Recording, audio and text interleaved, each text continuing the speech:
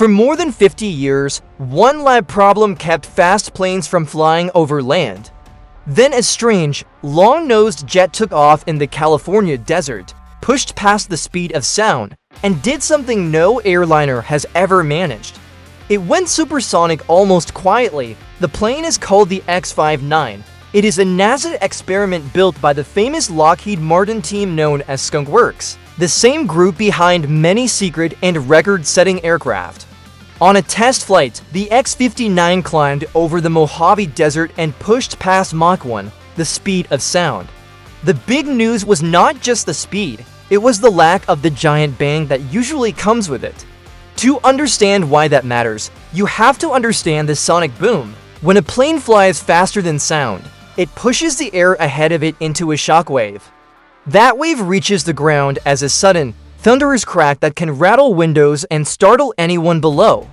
The Concorde, the famous supersonic airliner of the past, made exactly this kind of boom. That is a big reason it was banned from flying fast over land, which killed most of its routes and helped end the program.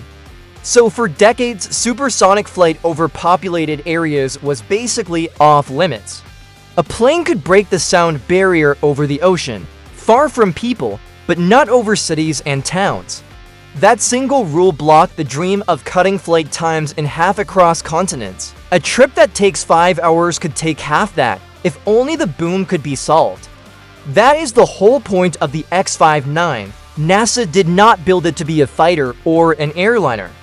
It built it to test one idea. Can a plane be shaped so cleverly that the shock waves it makes never join into one big boom?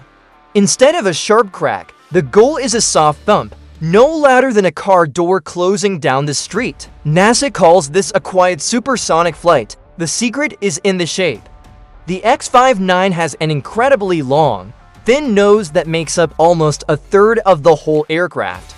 That stretched out front and spreads the shock waves apart, so they never slam together into a single hard wall of sound.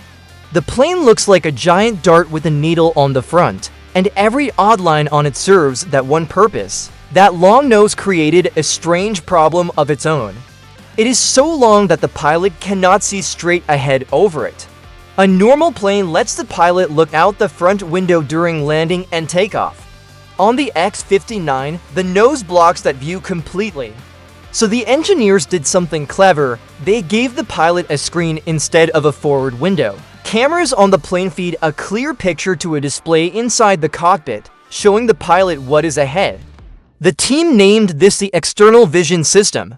During the supersonic test, that very system showed the speed climbing past Mach 1. The aircraft held together, flew smoothly, and proved that the design works at the speed it was built for.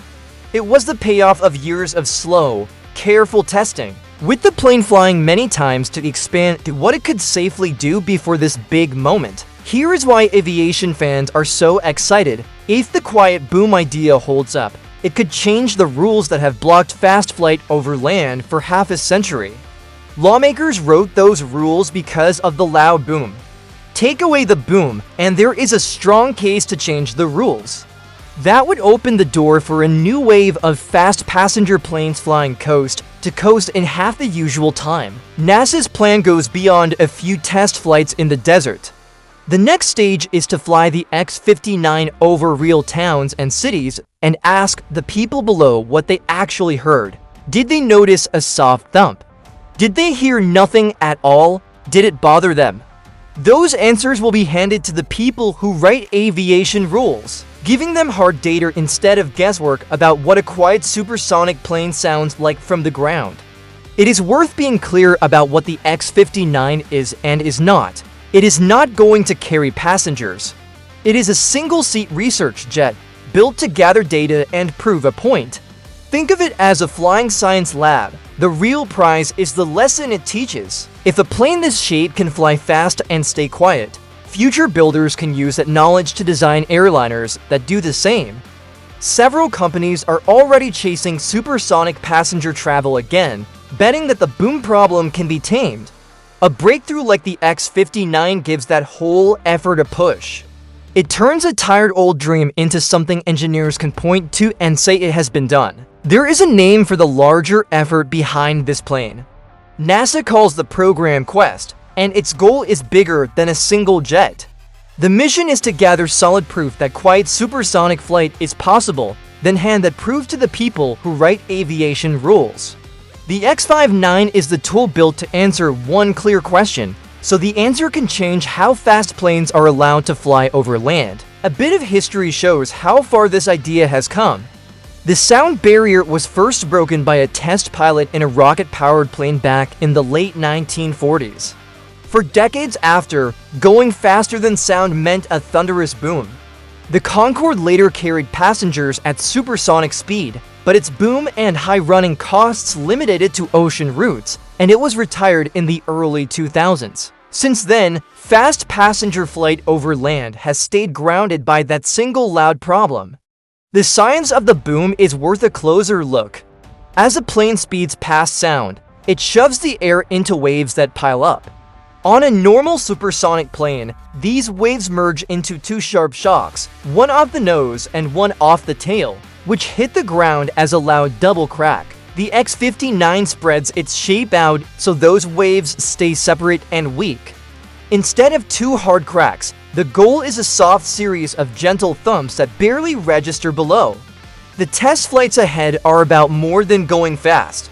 NASA plans to fly the jet over chosen communities and carefully record what people on the ground report hearing. Engineers will pair those human responses with exact sound measurements taken at ground level. That mix of hard data and real reactions is what gives the results weight. It turns a question of opinion into a question of evidence. If it all holds up, the payoff could be huge for travel. Routes that now take many hours could be cut roughly in half. A meeting across a continent could become a same-day trip. Several companies are already racing to build supersonic passenger jets, and a clear win for the quiet boom idea would hand that whole race a powerful push forward. The little research jet in the desert could end up reshaping how people fly. For now, the long-nosed Dart sits in the California desert between flights, its cameras and sensors ready for the next run. Each test brings the idea closer to the day a passenger could cross a continent at twice the normal speed, and the people on the ground below would barely look up. If you want to follow this jet all the way to its city flyovers, subscribe and hit the bell. Drop a comment with where you would fly first if supersonic travel came back, and stay tuned.